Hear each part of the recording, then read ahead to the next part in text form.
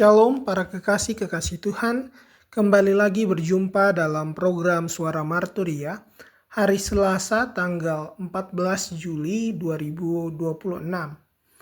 Firman yang akan kita renungkan hari ini terambil dari kitab Yeremia pasal 18, ayatnya yang pertama hingga ayatnya yang ke-17. Tetapi sebelum itu mari kita mempersiapkan hati untuk mendengarkan firman Tuhan. Mari kita berdoa. Tuhan Allah Bapa kami yang penuh kasih, kami bersyukur untuk hari baru yang Kau anugerahkan kepada kami. Pada saat ini kami rindu mendengar suara-Mu, kiranya Engkau boleh membukakan hati dan pikiran kami untuk dapat memahami firman-Mu. Lembutkanlah hati kami agar kami boleh menerima firman ini dan kami dapat dikuatkan untuk melakukannya dalam kehidupan hari lepas hari. Biarlah Roh Kudus menuntun setiap perenungan kami.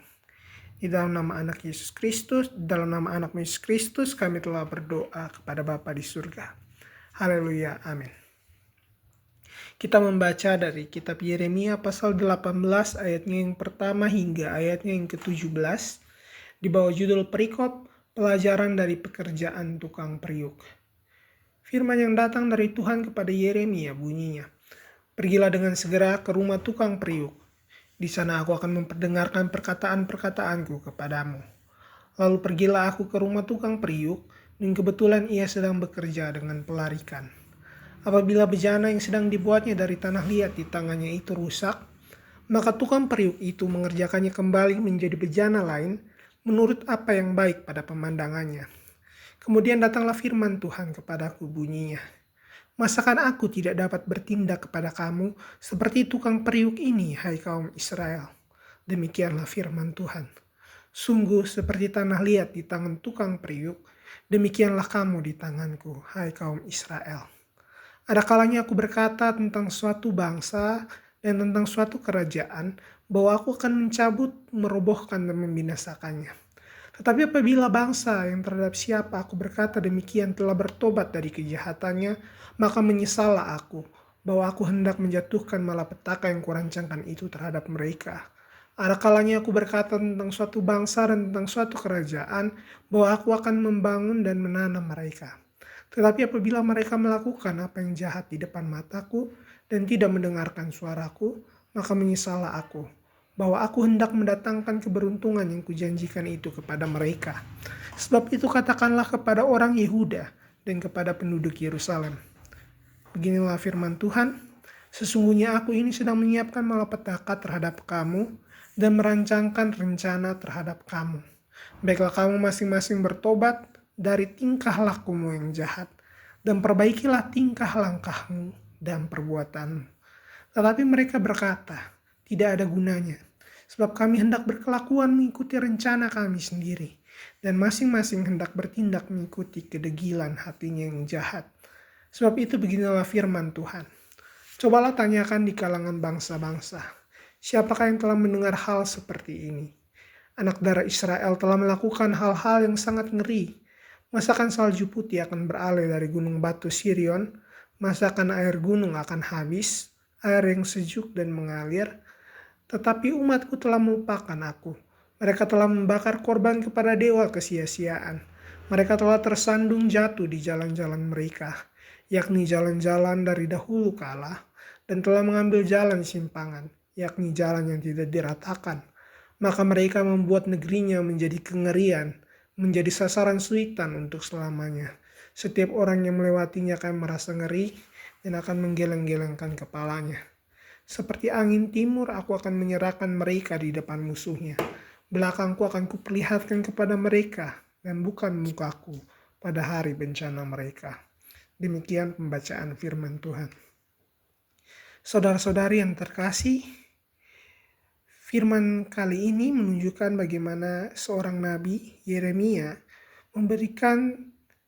menerima sebuah perintah yang tidak biasa dari Tuhan.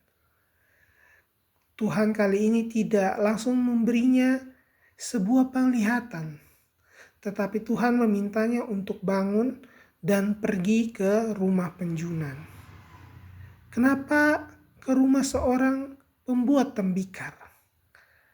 karena pelajaran terbesar tentang Allah rupanya tidak ditemukan hanya dalam bait suci, tetapi juga di tempat kerja seorang pengrajin. Ketika Yeremia ada di sana, dia melihat sebuah pemandangan. Ada penjunan yang sedang membentuk tanah liat di atas roda. Tetapi bejana itu rusak di tangannya. Yang menarik, penjunan tidak membuang tanah liat itu. Dia tidak menganggap itu sudah gagal kemudian mencari yang lain. Tetapi dia justru mengambil kembali tanah itu dan membentuknya menjadi bejana yang lain. Disinilah kita menemukan wajah Allah. Bahwa seringkali kita berpikir bahwa ketika hidup kita berantakan, Tuhan selesai dengan kita. Begitu pula ketika kita jatuh dalam dosa, kegagalan, kita merasa tidak lagi berguna.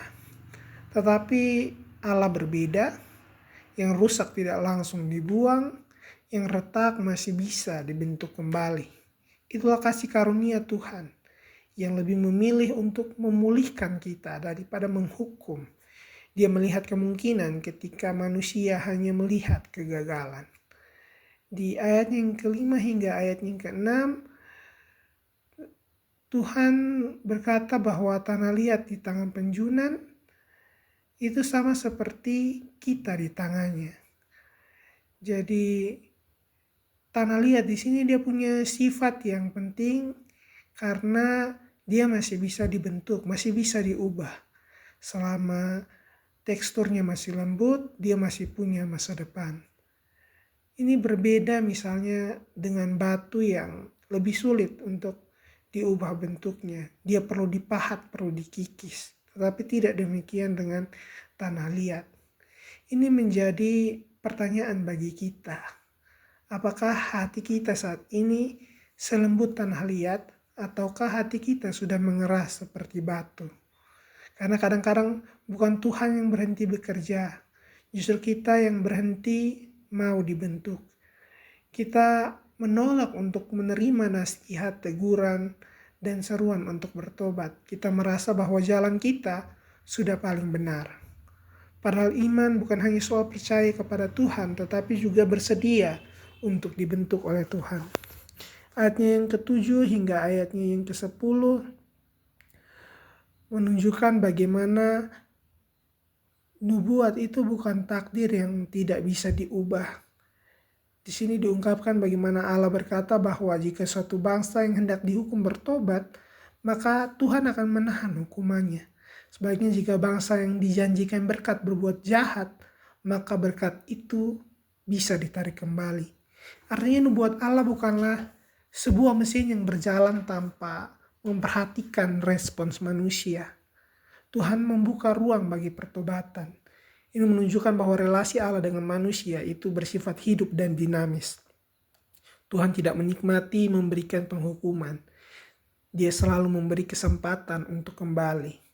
Itulah betapa besar kasih Tuhan. Tidak ada seorang pun yang terlalu jauh untuk dipulihkan selama dia masih mau kembali kepada Allah.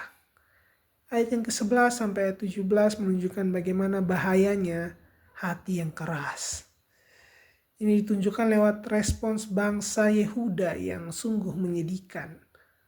Mereka menganggap itu sia-sia dan mereka lebih memilih untuk mengikuti rencana mereka sendiri. Ini adalah salah satu bentuk ungkapan yang cukup tragis dalam kitab Yeremia karena mereka bukan tidak mendengar suara Tuhan. Mereka dengar, mereka mengerti, tetapi mereka pilih untuk jalan sendiri. Inilah bentuk pemberontakan. Bukan menolak keberadaan Tuhan, melainkan tetap mengaku percaya kepadanya sambil menjalani hidup seolah-olah Tuhan tidak perlu didengar. Bukankah sikap ini juga dapat muncul dalam kehidupan kita? Kita berdoa tapi keputusan kita sudah ditetapkan. Kita membaca firman tetapi hati kita tertutup. Kita minta pimpinan Tuhan, tetapi kita hanya mencari persetujuan Tuhan atas rencana kita sendiri. Saudara-saudari, Tuhan masih bekerja seperti penjunan itu. Dia sedang membentuk karakter kita melalui keberhasilan maupun kegagalan, melalui sukacita maupun air mata. Pertanyaan bukan apakah Tuhan sedang bekerja, tetapi apakah kita masih bersedia dibentuk.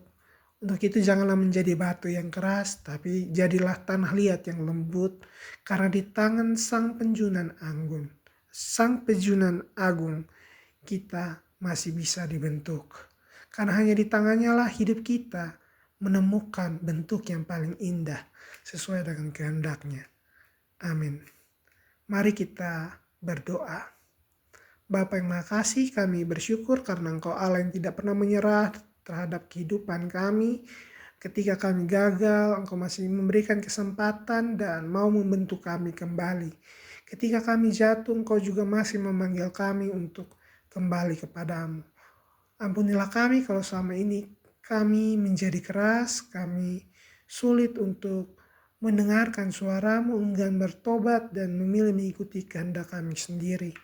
Lembutkanlah hati kami supaya kami menjadi tanah liat yang rela dibentuk oleh tangan kasih-Mu.